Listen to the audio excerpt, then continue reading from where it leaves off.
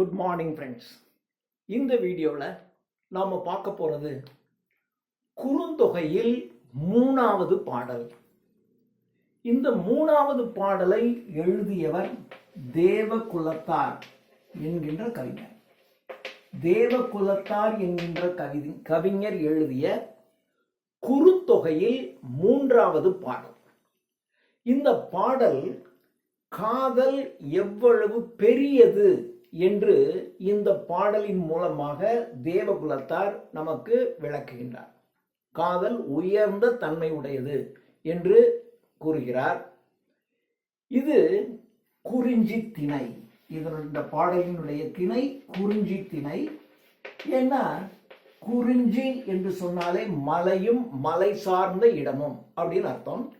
இது மலைப்பகுதியில் இருக்கக்கூடிய ஒரு தலைவனை பற்றி தலைவியை பற்றி கூறப்படுகிறது. எனவே இது குறிஞ்சி திணை. இதனுடைய துறை நலம் உரைத்தல் துறை. நலம் உரைத்தல் துறை.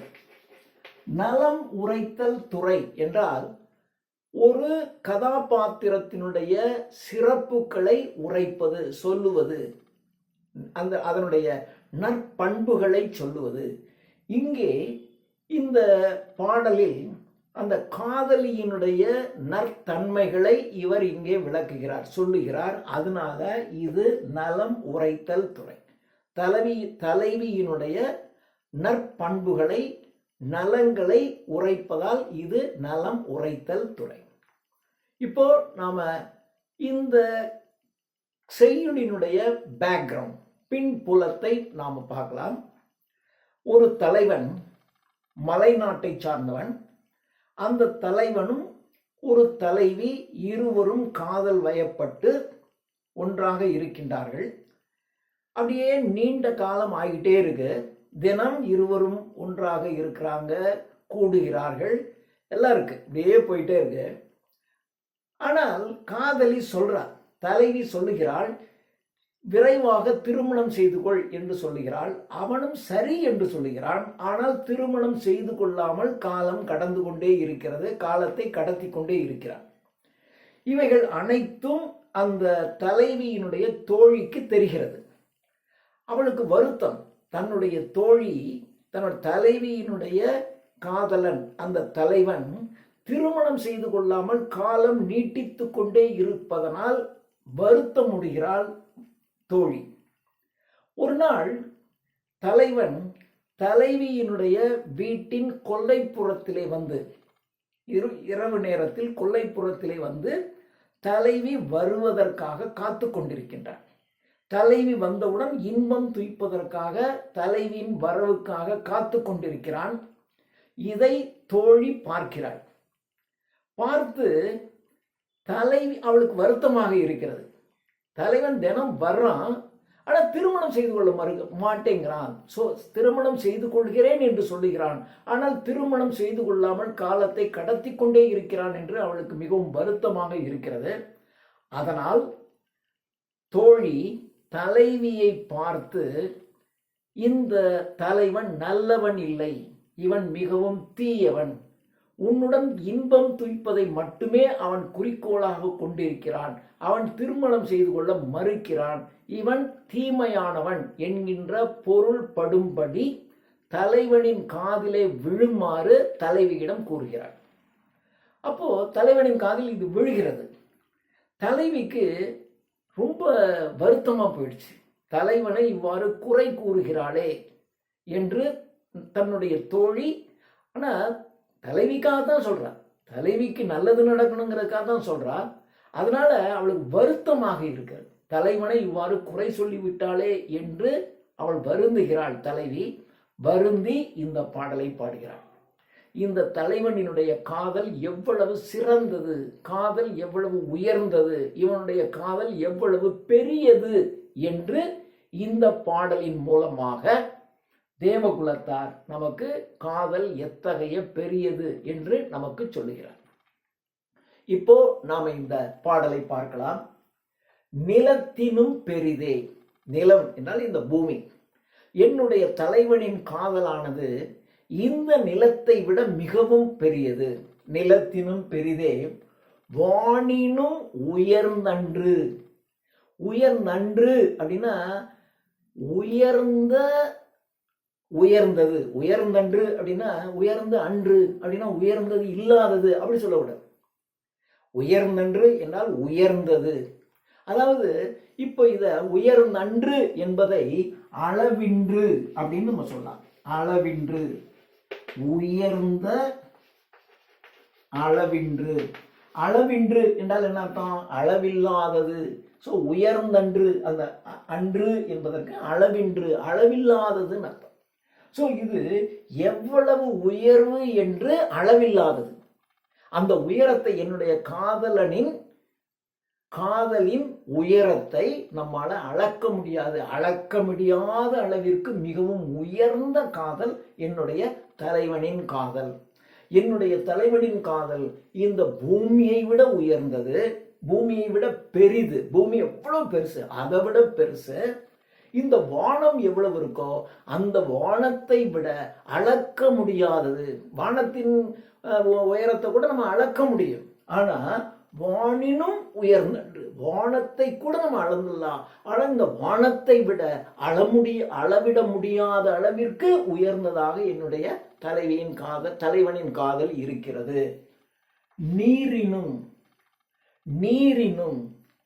தண்ணீரை விட. தண்ணீர்னா கடல் நீர், கடலிலே இருக்கக்கூடிய நீர். ஆர் என்றால் கூர்மை என்ற ஒரு பொருள் இருக்கு, நிறைவு என்கின்ற ஒரு பொருள் இருக்கு. இந்த இடத்துல நமக்கு நிறைவு என்கின்ற பொருள் தான் நமக்கு பொருத்தமாக இருக்கும். கடலிலே நிறைந்திருக்கக்கூடிய, கடல் நீரானது கடலிலே நிறைந்திருக்கக்கூடிய கடல் நீரினும் அளவு இன்றே. இதேதான் உயர் நன்று. அப்போ அளவு இன்று அப்படின்னா அளவிட முடியாதது. இப்போ கடலினுடைய நீர் அளவை, கடலிலே நிறைந்திருக்கக்கூடிய நீரின் ஆழத்தின் அளவை, அது எப்படியா? கடலில் இருக்கக்கூடிய நீர் எவ்வளவு நீர் இருக்குன்னு நீங்க அளக்க முடியுமா? ஸோ கடலிலே நிறைந்திருக்கக்கூடிய நீரின் அளவை விட பெரியது அப்படின்னு சொல்லலாம். கடலிலே நிறைந்திருக்கக்கூடிய அந்த நீரின் ஆழத்தை அளவிட முடியாதது. அப்போ அந்த ஆழத்தை விட பெரியது என்றும் நம்ம சொல்லலாம். ஸோ இப்போ 3, நிலத்தை விட, இந்த பூமி என்கின்ற நிலத்தை விட மிக பெரியது என்னுடைய தலைவனுடைய காதல். இந்த வானம் எவ்வளவு இருக்கோ அதை விட அளவிட முடியாத அளவிற்கு உயர்ந்ததாக இருக்கிறது.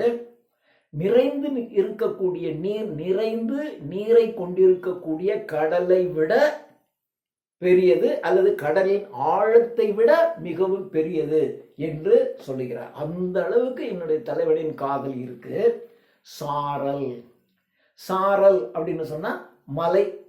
சாரல் என்றால் மலை. அந்த மலை பகுதியிலே கருங்கோல், கோல் என்றால் கிளை என்று அர்த்தம். கோல் என்றால் கிளை. ஸோ சாரல் என்றால் மலைப்பக்கம்.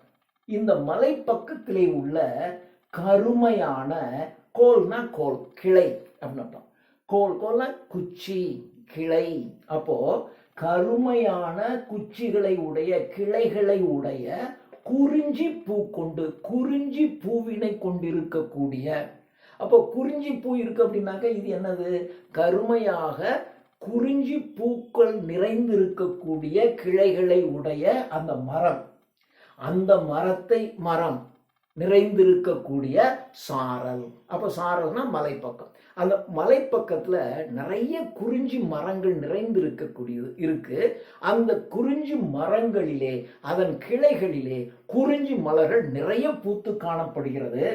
பெரும் தேன் இழைக்கும், பெரும் தேன், மிக அதிகமான அளவிற்கு தேனானது இழைக்கும் அப்படின்னா சேர்க்கும் அர்த்தம்.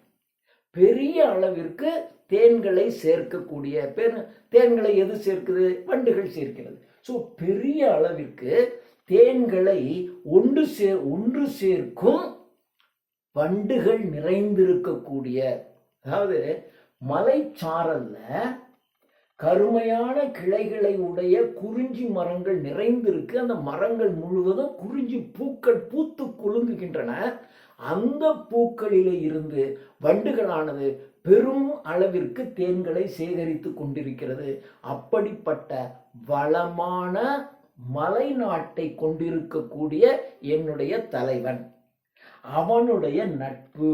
நட்பு அப்படிங்கிறது பொதுவாக அப்படிதான் சொல்லுவாங்க. ஹி இஸ் மை ஃப்ரெண்ட் அப்படின்னு சொல்லுவாங்க. என்னுடைய ஆண் நண்பன் அப்படின்னு சொன்னாங்களே, அது மாதிரி அந்த மலை நாடனோடு, மலை நாட்டை சார்ந்த அந்த மலை நாட்டு தலைவனுடைய நட்பானது, ஸோ இது ரெண்டையும் அப்படி மேலே கொண்டு போயிடும். சாரல், மலை சாரலிலே இருக்கக்கூடிய கருமையான கிளைகளை உடைய குறிஞ்சி மரங்கள் பூத்து குலுங்குகின்றன. அந்த பூக்களில் இருந்து பெரும் அளவிற்கு தேனை வண்டுகள் சேர்த்து வைத்திருக்கின்றன.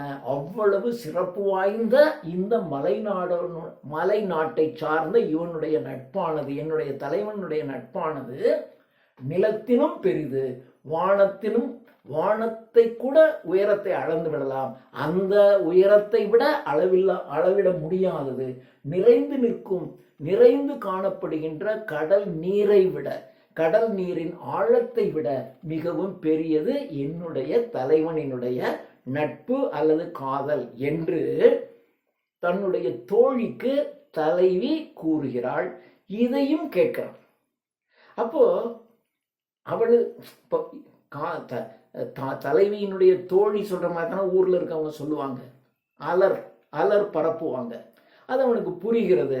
புரிஞ்ச உடனே அந்த இடத்தை விட்டு அவன் விரைவிலே இந்த தலைவியை திருமணம் செய்து கொள்ள வேண்டும் என்று தன்னுடைய மனதிலே உறுதி ஏற்படுத்தி கொண்டு அந்த இடத்தை விட்டு தலைவன் செல்லுகிறான் என்று இந்த பாடல் முடிகிறது.